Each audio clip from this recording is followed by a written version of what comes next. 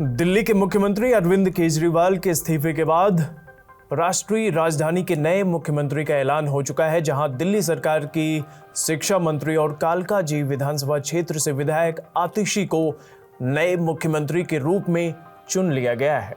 दिल्ली सरकार में सबसे ताकतवर मंत्री के रूप में मानी जाने वाली आतिशी के बारे में कहा जाता है कि वो आम आदमी पार्टी की सबसे भरोसेमंद नेता है और साथ ही ये भी माना जाता है कि दिल्ली में आप के बड़े नेताओं के भ्रष्टाचार के आरोप में फंसने के बाद एक अकेली आतिशी ने डटकर विपक्षी दलों का सामना किया। आइए समझते हैं मुख्यमंत्री की कुर्सी तक का सफर तय करने वाली महिला नेता आतिशी के बारे में।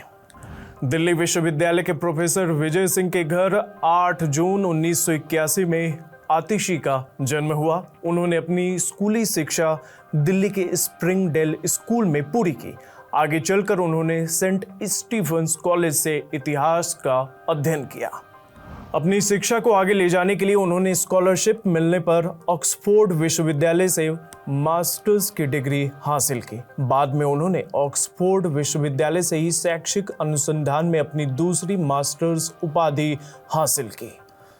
शिक्षा के क्षेत्र में ऊंचा मुकाम हासिल करने वाली आतिशी ने दिल्ली में शिक्षा मंत्री का दायित्व भी बखूबी निभाया। शायद इसी का परिणाम था जिसकी वजह से उन्हें पार्टी नेतृत्व की तरफ से बड़ी जिम्मेदारी निभाने का मौका मिला। अब आतिशी दिल्ली की तीसरी महिला मुख्यमंत्री होंगी। इससे पहले महिला मुख्यमंत्रियों की सूची में बीजेपी की सुषमा स्वराज और कांग्रेस की शीला दीक्षित भी दिल्ली की सीएम रह चुकी हैं। वैसे यहाँ एक बात दिलचस्प है, वो ये कि 2020 विधानसभा चुनाव के बाद केजरीवाल की कैबिनेट में आतिशी समेत किसी भी अन्य महिला को जगह नहीं मिली। तब आतिशी को कैबिनेट में जगह न दिए जाने पर पार्टी के ही कुछ नेताओं ने इस कदम की आलोचना की थी।